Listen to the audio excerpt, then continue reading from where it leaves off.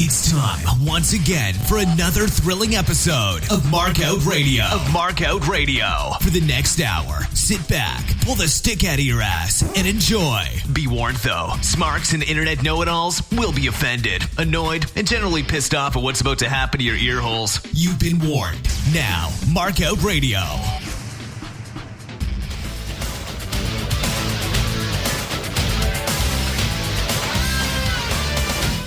That's right.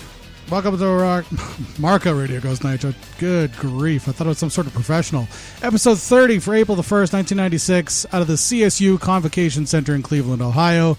Commentators this week, of course, as usual, Eric Bischoff, Bobby the Brain Heenan, Steve Mongo McMichael, and his retarded dog. Dark matches this week have Alex Wright going over Disco Inferno, the American Males going over... Really? You're not going to... Oh, you are. Oh, it's because you didn't have the volume turned up? Oh, I feel so bad for you now. I really don't. Don't feel bad for you at all, producer boy. Jesus. All right, just time to take it down. Take it down a notch. Jesus Christ. American males. Don't turn it off. Oh, Jesus, we're going to get in trouble again. Stop it. All right, American Males, Marcus Alexander Bagwell and Scotty Riggs defeating Colonel Robert Parker and Dirty Dick Slater. I mean, it's fine. No more Bunkhouse Buck, which is a shame, but Colonel Robert Parker is wrestling again. That's always awesome. He's a bodacious dude. Anyways. And the Renegade gets over on Rocco Rock. His continued burial goes on. There's no Nitro next week. And, or is it next week? No, the week after. And Raw will pull the whole wrestling audience with a 4.7. Seems like a fluke. I gotta be honest with you. Hold on, I gotta check the actual schedule here. Is it next week? Yeah. Next week. No Nitro. And of course, Raw draws the whole wrestling audience, so there's no back and forth going on. So it gives us a peek at what the what the landscape is for wrestling in the 90s. All right. But yeah, I still say it feels like a fluke. And the reason I say that is very simple. It's 4.7 is a high score. And not like for Raw it's a high score. Just in general it's a high score. Last time there was no Nitro, Raw drew a 3.6. And Raw is going to be off for 2 weeks for SummerSlam and the WWE Experience. And Nitro is going to draw a 4.2 and a 4.3. So 4.7 feels a little bit high. But, whatever. If it's a fluke, it's a fluke. Good for them. If you average it all out, though, wrestling is trending upwards. And the ratings are starting to show it. So that's always good. This week, no Nitro was at capacity with 7,000 in attendance. 3,831 of them actually paying to be there. That's always good. Jesus, it's brutal though. Like almost half haven't been paying. This week they lost a ratings war. That's not a war, of course, yet. 2.8 to Raw is 2.9 on the heels of WrestleMania 12, which drew an audience of 18,853. But back to Nitro here. First match of the night, The Giant with Jimmy Hart defeats Sting via DQ in 3 minutes. 0.0. It was pretty bad, if I'm going to be honest with you. And I'm a Sting mark, so if I think it's bad, Jesus Christ. There's no intro for Nitro, no preamble. We're in the ring, and Sting spits on the Giant, and then the match starts. So anyways, I did a little bit of digging, and through my exhaustive network of smarks that helped me find this shit, found out that the reason why it started late was that the NCAA championship game basketball was Kentucky going over in Syracuse 76-67. But why would that affect the start of Nitro, you may ask, and not Raw? Very simple.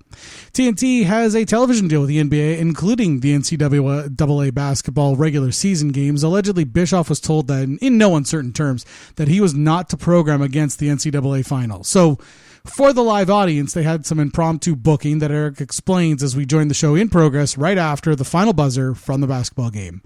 Giant Sting were supposed to tag against Harlem Heat. Instead, Jimmy Hart paid off Harlem Heat, and apparently the Giant, although we never see that part. Even though last week the Giant looked like he had turned his back on Hart and the Dungeon. But, wrestling logic. It is what it is. Mongo quips that Harlem Heat were either paid off or got a summons. A little bit of subtle racism. The 90s really were a different time. Luger comes up to save the day, and even though he didn't touch the Giant or Hart, Sting got the DQ, loss, the garbage match with a garbage ending. Just bad. And then right after this, we get the Nitro intro. No, you don't. Stop. You don't actually have to cue that. We're good. The listeners get it. They know what the fucking Nitro intro sounds like at this point. Can you kill it? Thank you. Jesus Christ. The commentators review how Jimmy Hart came to pay off Harlem Heat with some footage before we get into the card breakdown.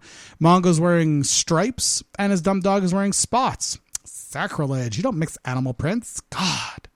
Steiner Brothers, Rick and Scott Steiner defeat the Nasty Boys, Brian Knobbs and Jerry Saggs, and the Road Warriors, Animal and Hawk, in a triple tag team match in 15 minutes.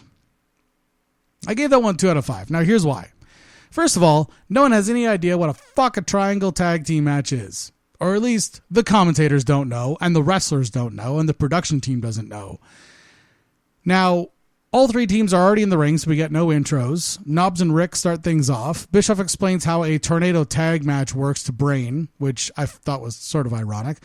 The perfect ref was chosen for this match. I mean, perfect in Nick Patrick. Most of the tags are blind, or in the case of the Steiners, they didn't even bother tagging each other in. One good thing about having 3 mostly traditional tag teams here is that there are very few botches. But with this many egos, there's some really odd spots and some truly awe-inspiring no-styles with stiff shots to follow. We got a commercial break during this match, as though we didn't have enough. Overall, it was pretty much a clusterfuck of a match, even though I really like all 3 teams. It was like Sullivan explained the match differently to each team, and then gave the ref another set of instructions before telling the production team something else entirely different. The payoff for this match was Grunge from Public Enemy comes out dressed like Knobbs, lays him out, slides into the ring so that Scott Steiner can pin him for the win.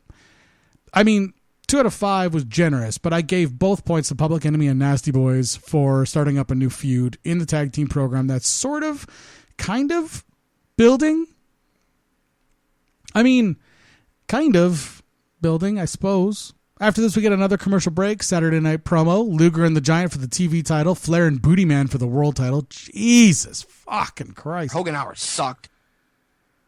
God damn. Hulk Hogan and the Booty Man. Oh, God. I mean, it's like... Hogan hour sucked. Jesus. With the Booty Babe, defeated Arn Anderson and Kevin Sullivan with Miss Elizabeth and Woman in 7 minutes 43. I gave that one 2 out of 5.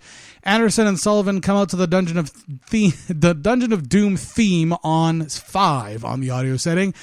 Hogan and Booty Man come out to Hogan's music on a 10, and Kim's nipples on an 11.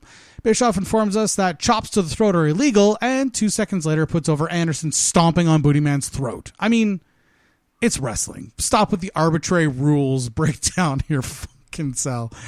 A battle of the ladies' heels. Sullivan has woman's heel, and Hogan has Kim's heel. Woman comes over and gets popped, catfighting with Kim for a little bit. He then announces that he's retiring tonight. It's April the 1st. I mean... You are a big mark. Another clusterfuck of a match tonight. Something was just off. I know it started late, but just something was off all night long. Speaking of being off, the 1-800-COLLECT recap starts up as Booty Man comes back to the ring to get Kim's high heel. Eric Bischoff's calling off the 1-800 recap to see what's happening in the ring, but by the time we get back to the ring, Anderson and Sullivan are already leaving, and the Booty Man is writhing around in pain while Hogan and Kim see to him while Kim begins to put her shoe on. And then we get the 100-COLLECT recap. Yay! All right. Mean Gene in-ring promo with Hogan, Booty Man, and the Booty Babe. She's on top of her game, if you know what Eric or what Gene means. Or is that Hogan? Yeah. Hogan says that the Booty Babe is on top of her game, if you know what he means. Boy, the next word that comes out of your mouth better be some brilliant fucking Mark Twain shit. because it's definitely getting chiseled on your tombstone. Anyways, Booty Man's got a plan to get the last laugh. Just trust him. He can't tell you right now, probably because it hasn't been booked yet, but let's just let Hogan hog the stick for a while, spinning in a circle, and then get a finger boner after Beefer whispers some sweet nothings into his ear. This was beyond a shitty 80s promo. God, I can't wait for fucking May to roll around. Ric Flair, the next match with Miss Elizabeth and Woman, defeats Lex Luger to retain the WCW World Heavyweight Championship belt in 10 minutes, 57 seconds. Actually, a very, very good match. 4.5 out of 5. A very good match. Maybe I'm grading on a curve considering the bullshit I've had to sit to get to the main event. Maybe not. I don't know. Let's dive into the fucking match a little bit and find out, shall we? Flair makes googly eyes to Deborah McMichael at ringside, and some lady, as Brain says, with chili on her t-shirt is screaming at Flair like white trash gold. And trust me, she's going to pay off so good later. The world title still has Macho Man's name on it as Nick Patrick holds it up to the camera for the whole world to see. Woman drinks Liz around the ring and reminds her that on live cam, by the way, that we can hear that Rick is their man because Liz can't seem to stay in character and can't stop making kissy faces at fucking Luger.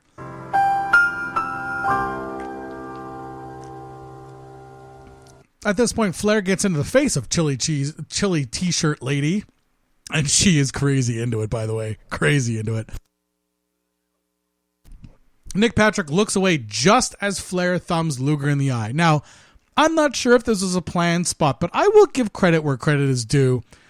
And shit on the fucking commentators for not putting that over, because that was a gold of a spot.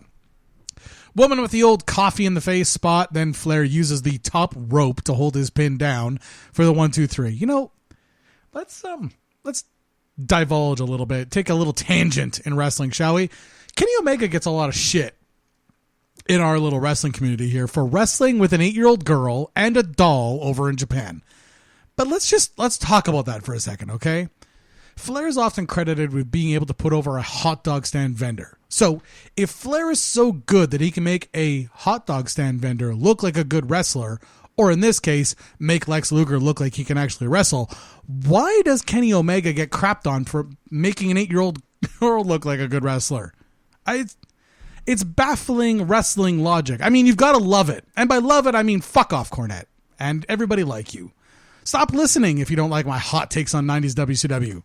Can you tell I got an email this week? Anyways, back to the match. Instant replay time. Woman got the coffee from Deborah McMichael, who passed it around the security guard.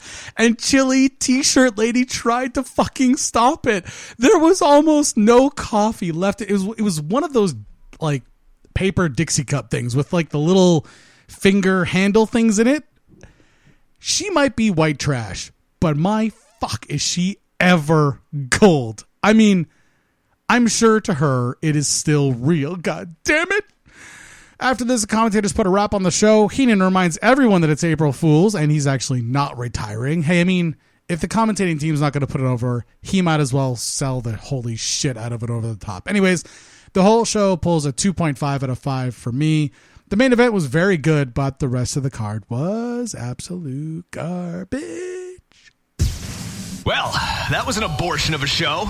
Should the mood take you, check out markoutradio.com and leave a comment. You can also find links there to our Facebook, Twitter, YouTube, and Stitcher channels. You can even leave a voicemail on our Skype. Just click the links and share them.